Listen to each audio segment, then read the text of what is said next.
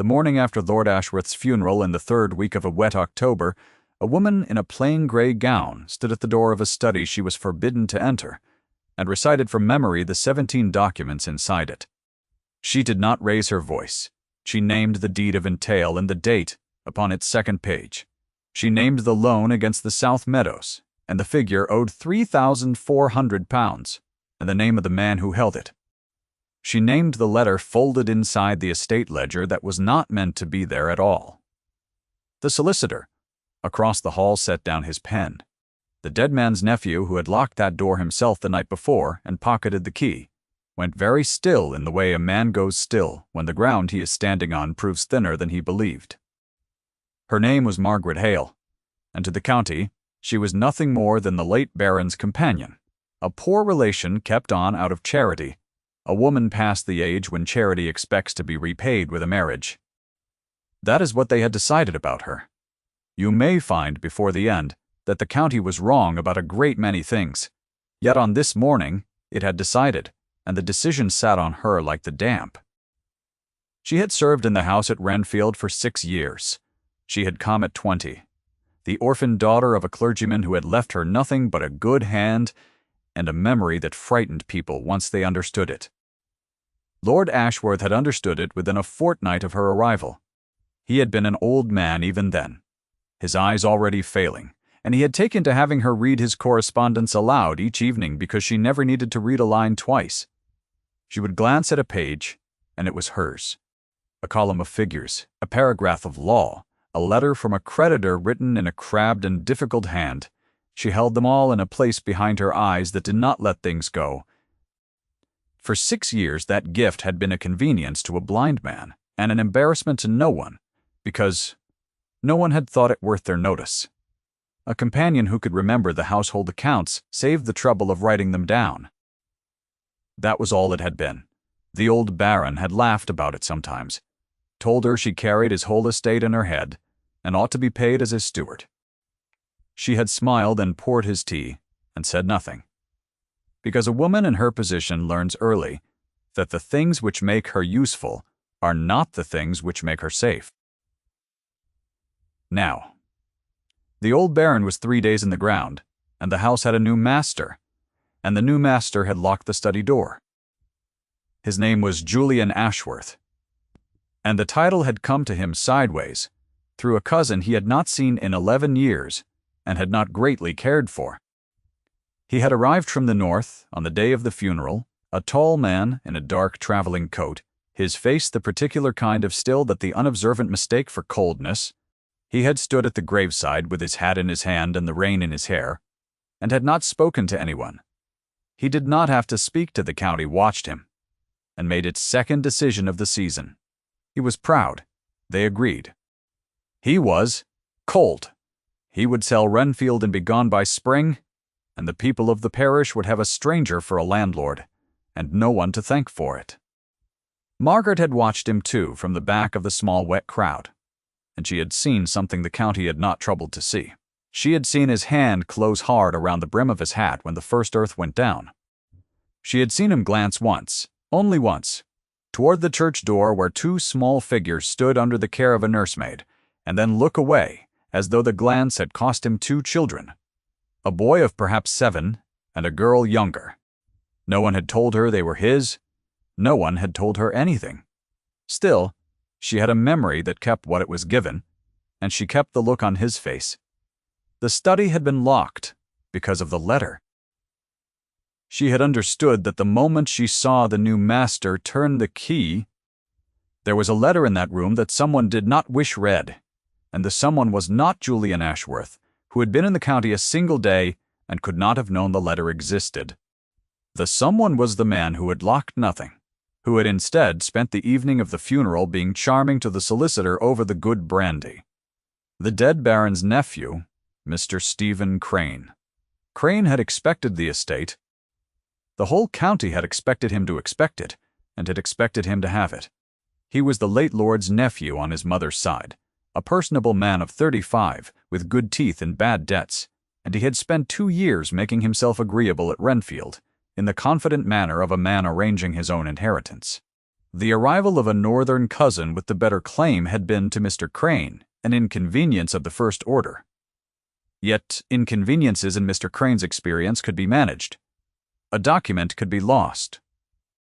A debt could be called in at the right moment to force a sale. A door could be locked on the evening before the lawyers began their work, and the contents of it adjusted before anyone thought to look. He had not reckoned on the companion. No one reckoned on the companion. That was rather the point of her. So on the morning after the funeral, when the solicitor asked, in the careful way of his profession, whether anyone present could speak to the state of the late lord's affairs, and the new master said only that the study was locked and the key mislaid, Margaret Hale had stepped forward in her plain grey gown and begun quietly to recite. I will tell you that she did not enjoy it. That is the thing the county would never have believed of her, because the county believed her bloodless.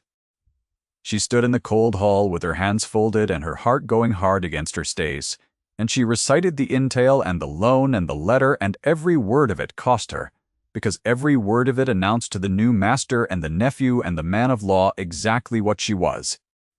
A woman who could not be lied to in a house full of documents. There are safer things to be. Julian Ashworth said nothing for a long moment. He looked at her the way a man looks at a thing he had been told was furniture, and has just discovered is a person. Then he said, his voice low, "Repeat the figure on the loan." £3,400, she said. Drawn against the South Meadows in March of last year. The note falls due at Lady Day. The lender is a Mr. Pole of Lincoln, acting, the letter suggests, for another party whose name is not given. And the letter you mentioned. Inside the ledger, it is a letter to your cousin, the late Lord Ashworth, from a firm of solicitors in London. It concerns the guardianship of 2 children. Here she paused because she had reached the edge of a thing she was not certain she had the right to say in a public hall. It concerns their maintenance, and the provision made for them, and the name of the gentleman responsible for them. I do not think it was meant to be read by everyone in this room. Across the hall, Mr. Stephen Crane laughed, an easy social laugh that did not reach his eyes. "What a singular parlor trick," he said. "Though I should be cautious, cousin, of a servant who claims to know the contents of locked rooms. It is a short step from knowing what is in a room to having put it there." He let that sit, smiling. "She has been alone in this house with my uncle's papers for 6 years. Who is to say what she has memorized, and what she has invented?" It was the first voicing of the thing he would say about her 3 times before the season turned. The thief, the clever, dangerous, light-fingered companion, who knew too much to be honest. He said it in the hall that morning, as a joke, with a smile, in front of the solicitor. And Margaret felt it land. And she kept her face very still, because she had learned long ago what her face was permitted to do. Julian Ashworth, however, did not laugh. He turned to the solicitor and said, "Have the door opened. We will see whether Miss Hale's memory, or my cousin's caution, is the better guide." And when the locksmith had come, and the study stood open, and the ledger lay on the desk with a London letter, folded inside it precisely where she had said, the hall was very quiet, and Mr. Carr, Crane's smile had gone somewhere it could not easily be recovered from. That was how it began. Not with a glance across a ballroom, with a locked door and a debt and a woman who could not forget. Renfield in those weeks was a house holding its breath. The new master did not sell. He did not leave by spring as the county had promised one another he would. He sent for ledgers and tenant rolls, and the accounts of the home farm, and he sat in the open study until the candles burned down, reading himself into an estate he had not asked for, and clearly did not know how to refuse. Margaret read to him. It had been her office under the old lord, and it became her office under the new one, though everything else about it changed. The old baron had wanted her memory for convenience, the new one wanted it for survival. He was drowning, quietly, in £3,400 and a tangle of obligations he did not understand. And the only person in the house who held the whole of it clear was the grey-gowned woman. The county called it charity case. So in the evenings, she would sit across the desk from him, with her hands folded, and recite what the papers said. and he would listen with his jaw set and his eyes on the fire, and slowly the shape of the trap his cousin had built became visible to them both. For it was a trap. She had seen the architecture of it before. He had. The loan against the South Meadows had not been the old lord's doing at all. The signature was his, but the hand that guided the arrangement was Crane's, and the lender in Lincoln was a man Crane had used before. The note fell due at Lady Day, in spring, and on that day the estate would owe £3,400 it did not have, and a forced sale of the South Meadows would follow, and the man best placed to buy them cheap at a distress sale was, by the most natural arrangement in the world, Mr. Trask. Stephen Crane. Piece by piece he meant to take Renfield through the back door. The law had shut in his face. "You are certain of this?" Julian said one night when she had laid it out for him. He did not say it as a doubt. He said it as a man bracing for a blow he has decided to receive standing up. "I am certain of what the documents say," she answered. "I cannot be certain of what was in your cousin's mind." "The documents do not love him, my lord." "They never do. They only say what they say, and I only repeat it." He was quiet. The fire moved. And then he said the thing that she would turn over in her mind for many nights after, because it was the first time anyone in that house had spoken to her as though her gift were not a curiosity, but a person's worth. "My uncle was a fortunate man," he said, "to have had you, and a careless one, not to have made you safe." She did not know what to say to that, so she said nothing, and the body she had trained for 6 years to betray nothing betrayed her anyway. He climbed her throat. Her hands, folded in her lap, were not as steady as she required them to be. She looked at the ledger, and not at him, and she was grateful for the failing light. It was in those weeks that she came to know the children. The boy was called Thomas and the girl Beatrice, and they were not the new master's children at all, as the county had whispered, but his wards, the orphaned children of a friend dead these 2 years in the war. This was the thing the London letter had concerned, the thing Crane had wished, unread.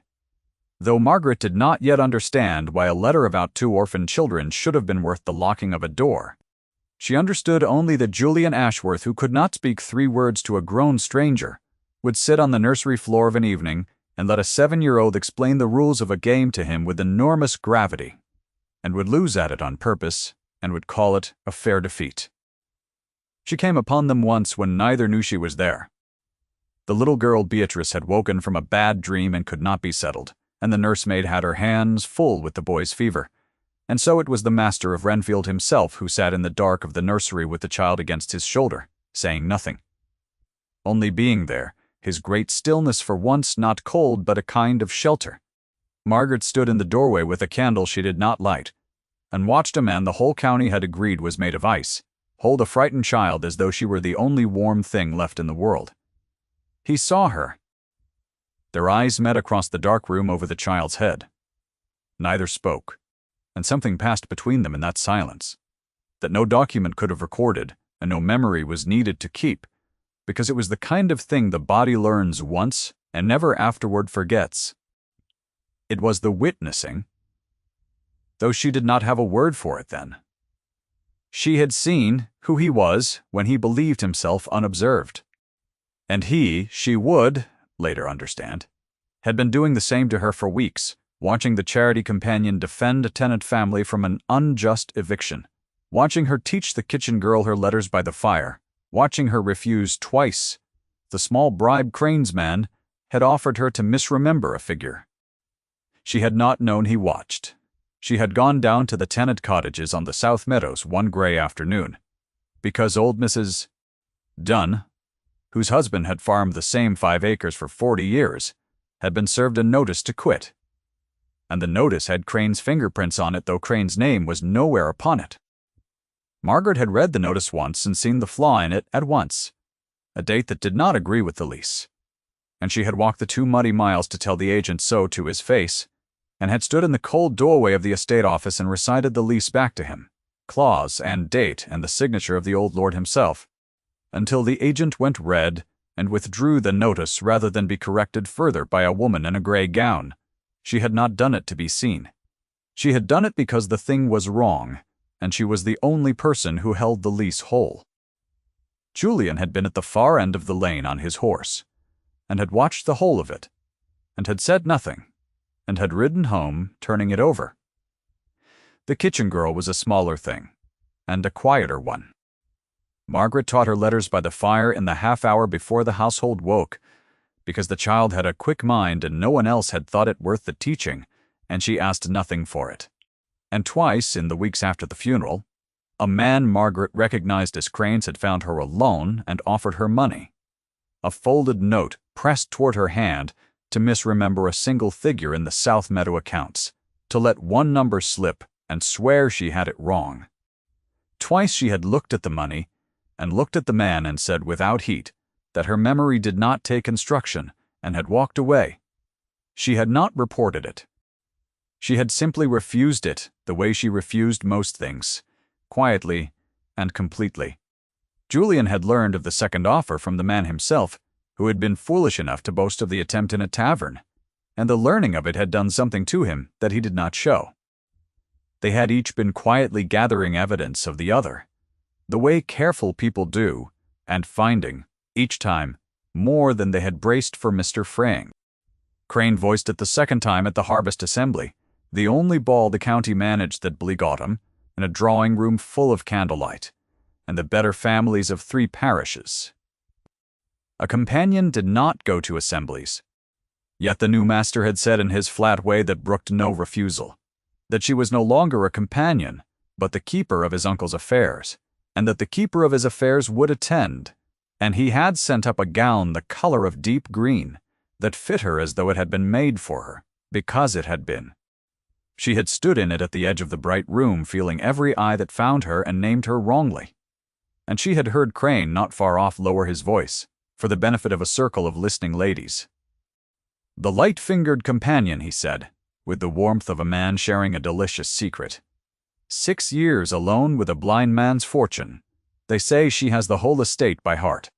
I say a woman who memorizes what is not hers is only a thief who has not yet been caught.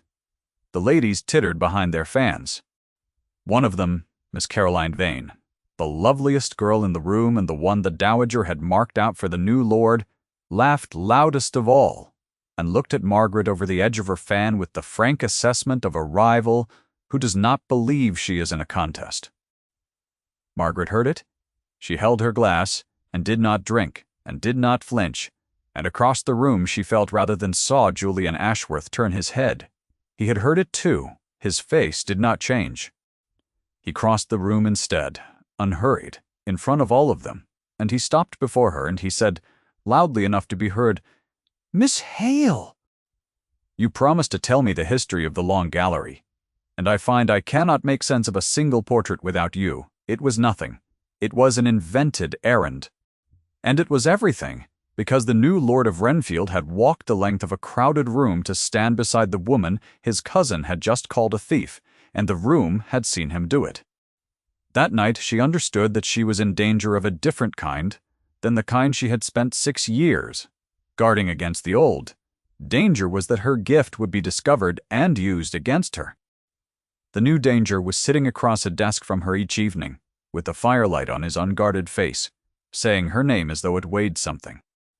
She lay awake and counted the documents of the estate the way another woman might count sheep, and found that for the first time in her life the contents of her own head would not stay where she put them.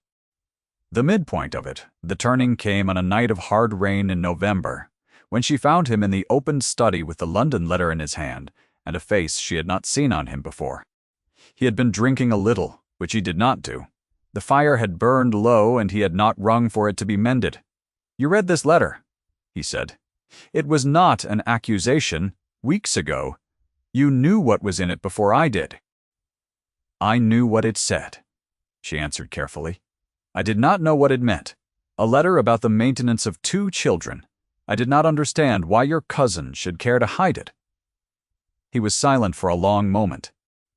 Then he told her, in the flat, low voice he used for the things that cost him most, the thing he had told no one in the county.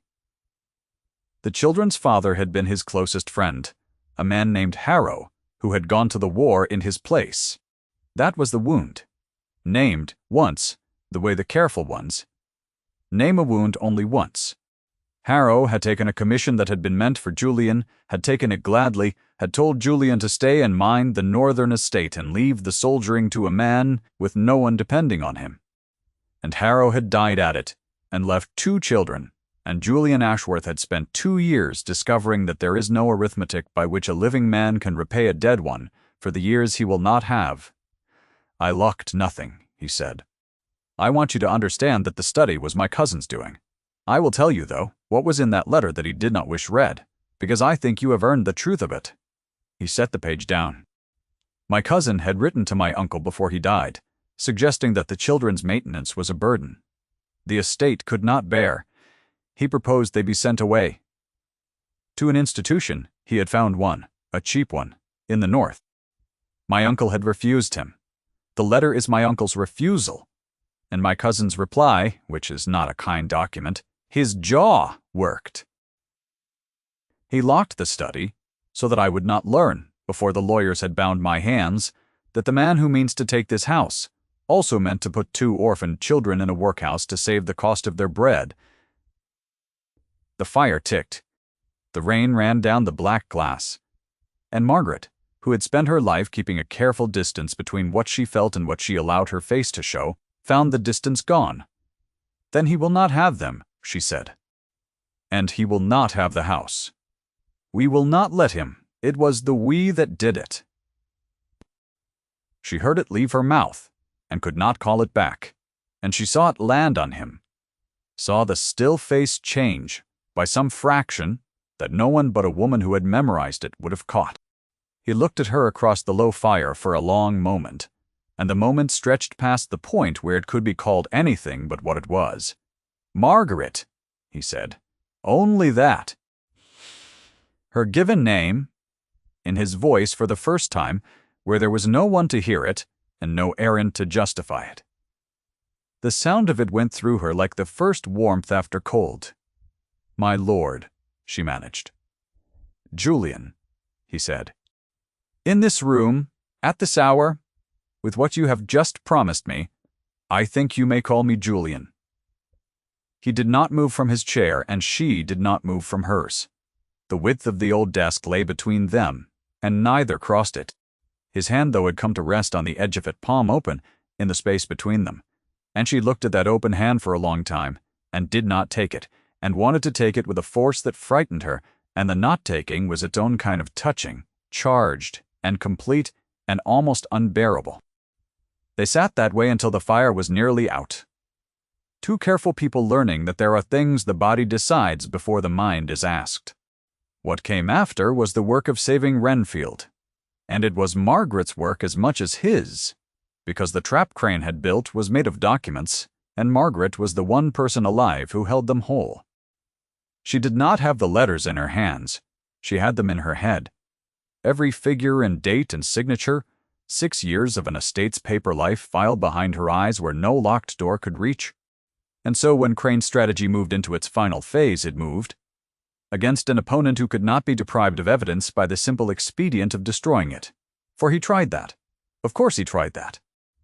In the first week of December, a fire broke out in the estate office where the duplicate ledgers were kept. It was a small fire, and it was put out quickly, a smell of scorched paper hanging in the cold passages for a day after, but it had been set with a care that the household did not at first suspect, for it had taken one thing and spared everything around it. The tenant rolls survived. The household accounts survived. The South Meadow loan papers did not, the originals, the proof of how the arrangement had truly been made, and they alone had burned to a black curl in the grate as though the flame had known precisely what it was sent to find. A maid was blamed for a candle left too near the shelf. The maid wept and swore she had carried no candle there at all, and Margaret, who believed her, said nothing in the moment, because she had learned that an accusation without a document behind it is only noise. Mr. Crane was all concern. He came the next morning and stood in the ruined office with his hat in his hand and spoke gravely of the carelessness of servants, of the great pity of it, of how difficult it would now be to establish the terms of the loan when the note fell due at Lady Day with no paper to dispute it. He was very sorry, he said so 3 times. And Crane believed Margaret understood, watching the smooth concern on his face, that he had just burned the only record of his scheme and left the estate blind and unable to contest the debt. He had the look of a man who has cleared the last obstacle from a road he intends to walk at his leisure. He had forgotten the companion. He kept forgetting the companion. It was in the end the only mistake he made, but he made it again and again, because a man like Crane cannot truly believe that a woman in a gray gown is a thing to be reckoned with, and the inability to believe it was woven into him too deep to pull out. Margaret sat down with the solicitor, a careful elderly man named Pruitt, who had served the estate for 30 years and trusted nothing he had not seen written down. They worked in the open study across 2 long days, a fresh ledger between them and a branch of candles burning low, and she reconstructed the burned documents from memory while he wrote. She gave him the date of the drawing, the 11th of March. She gave him the figure, £3,400, and the rate, and the schedule of it, and the name of Mr. Pole of Lincoln, who had advanced the money. Then she gave him the clause that mattered most, the one buried in the dense middle of the 2nd page, the phrasing that revealed Mr. Tex. Pole, to be acting not for himself, but for a principal whose name the note declined to give, and she gave it to him word for word, the lawyer's careful hedging language exactly as it had stood on the burned page. Pruitt wrote it all and then sat back and read it over and asked her mildly whether she was certain of a single comma in the clause, for a comma in such a clause could undo a case. She told him where the comma fell and why it fell there, and he checked the one surviving letter that quoted the clause in part and found her right to the mark. He took off his spectacles and polished them and put them on again, which was the nearest he came to astonishment in 40 years of practice, and looked at her with something close to awe. "Madam," he said, "I have practiced law for 40 years, and I have never had a witness I would less like to face across a courtroom." It was the 3rd voicing in a way, though it came from an unexpected mouth, and meant the opposite of the other 2. Crane had called her a thief who knew too much. Pruitt, the man of law, called her a witness no liar could survive. The same gift. 2 readings of it, and the county, when it finally understood, would have to choose which reading was the true one. The choosing happened at Renfield, in the great drawing room, 3 days before Lady Day, at a gathering Julian called for the purpose under the guise of a Christmas assembly. He invited the county. He invited the solicitor Pruitt and the lender's agent from Lincoln. He invited the Dowager Lady Ashworth, his uncle's widowed sister-in-law, who had spent the autumn promoting Miss Caroline Vane and disapproving of the gray-gowned companion in tones that traveled. And he invited Mr. Grade, Stephen Crane, who came smiling, because he believed the documents that could ruin him were ash. And a man holds his head high when he believes the evidence is burned. The room was the same room where Crane had named her a thief 2 months before. The same candlelight, the same families, the same fans.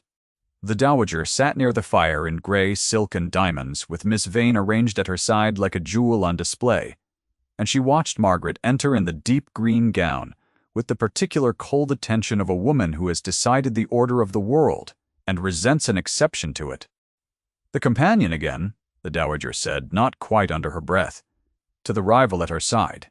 "He parades her. It is unseemly. A man in his position, and a woman who came here with nothing and a head full of other people's secrets." The 3rd voicing of the label, in the 3rd kind of setting, a private aside made public by the carrying of a hard voice in a quiet room. Margaret heard it. She had expected to hear it. She crossed the room and did not let it touch her face. Then Julian Ashworth rose, and the room came to attention, and he did the thing he had planned with her across the desk through 3 long nights. He did not make a speech. He had promised her he would not, and he did not. He said that there had been some question about the estate's affairs, and about a certain debt, and about the manner in which that debt had been arranged, and that he wished, before the county, to put the question to rest. He turned to Margaret. "Miss Hale keeps my uncle's affairs," he said. "She will tell you how the South Meadow loan was made. Mr. Pruitt has the surviving papers, and will confirm her where he can." And Margaret Hale, in a green gown, in the room that had called her a thief, recited the truth. She named the loan and its date. She named the figure, £3,400. She named the clause that hid the lender's true principal. And then, watching Crane's face, she named the principal, because the burned letter had contained it, and the burned letter was still whole behind her eyes. She quoted Crane's own words to the dead Baron, the letter proposing 2 orphan children be sent north to save the cost of their keep. Quoted it sentence for sentence in the silent room while the man who had written it sat with his smile dying by degrees. She did not raise her voice. She did not accuse. She only repeated exactly what the documents said, the way she always had, and the documents did not love him, and everyone in the room heard it. The lender's agent from Lincoln went pale and asked to see Mr. Pruitt privately. "Mr. Prex." Crane stood up and sat down and stood up again and said something about slander and a servant's invention, and his voice did the thing the dowager's voice would later do. It fragmented. It lost the smooth machine of itself. "This is absurd," he said. "You will take the word of a woman who has admitted in this very room that she carries off the contents of locked studies in her head. She is a thief by her own account." And here was the moment the whole autumn had been building toward the calibrated thing. The single short sentence delivered into the silence, the description had made. Julian Ashworth did not cross the room in 3 strides, because she was already beside him. He simply took her hand, there, before the dowager and the rival and the county and the burning candles, and he said, level and clear and final, "She is not a thief. She is the future Lady Ashworth." The room did not breathe. The dowager's hand stopped at her fan. Miss Caroline Vane's lovely face went through several expressions and settled on none of them. And Mr. Stephen Crane understood, in the way a man understands the floor is no longer under him, that he had lost, not to a lawyer, or a peer, or a court, but to a woman in a gray gown he had never once thought worth the reckoning. It was Pruitt, the careful man of law, who sealed it past undoing. He rose and confirmed, in his dry, precise voice, that Miss Hale's account agreed in every particular with the surviving record, that the reconstructed documents would stand, and that the arrangement of the loan, once examined, appeared to involve a conflict of interest on the part of a party he need not name in company, but would name gladly before a magistrate. The lender's agent wanted no part of a magistrate. By the week's end, the note had been quietly bought up and redrawn on honest terms. The South Meadows were safe, and Mr. Bear. Stephen Crane had remembered urgent business in another county, and gone to attend to it, and the workhouse he had found in the north never received the 2 children he had meant to send there. The dowager was not destroyed. That was not the way of the house, and it was not Margaret's way. The old woman was corrected, which is a slower and more useful thing. She came to Margaret some days after, stiff with the effort of it, and said that she had perhaps been hasty, that the estate was clearly in capable hands, and that the green gown was, she would allow, well chosen. It was as near an apology as her whole life had taught her how to come, and Margaret, who did not need to win and never had, received it as graciously as if it had been a full one, and the dowager went away looking less like a defeated woman than a relieved one, which is the only kind of correction that lasts. They were married in the spring, in the small parish church where the old Baron lay, with the 2 children in the front pew, and Thomas charged with the great responsibility of the ring, which he discharged with the same enormous gravity he brought to everything. It was not a grand wedding. The county came anyway, all of it, the same families who had named her a charity case and a thief, and they stood in the cold, bright church and watched the keeper of Renfield's affairs become its mistress, and not one of them said the word companion again, because the word no longer fit, and they had run out of the right to use it. By the following Christmas, the house at Renfield had learned a new shape. There was a fire always lit in the open study now, and the door was never locked, and of an evening, Margaret would sit at the great desk not to recite an old man's accounts, but to keep her own, because the estate was hers to know as much as anyone's, and she knew it better than anyone alive. Snow came early that year. It fell past the black glass where she had once stood watching the rain, and it settled white and soft on the south meadows that had nearly been lost. And inside the warm room the children quarreled pleasantly over a game, and Julian lost at it on purpose and called it a fair defeat. On the desk before her, weighted under her folded hands, lay the one document she had never recited to anyone and never would. It was the old Baron's letter found among his private papers after his death, written in the last year of his failing sight in a hand grown large and uncertain. He had dictated it to no one. He had written it himself, slowly in secret, so that no clever memory should hold it but his own. It said that Margaret Hale had been the truest companion of his old age, that he had failed to make her safe in life, and that he hoped whoever came after him would have the wit to see what he had seen. She had read it once, the morning the papers were sorted, and then she had folded it and kept it, the single page in all the world that she held not in her head but in her hands, because some things are too dear to trust even to a perfect memory, and want the weight of paper and the keeping.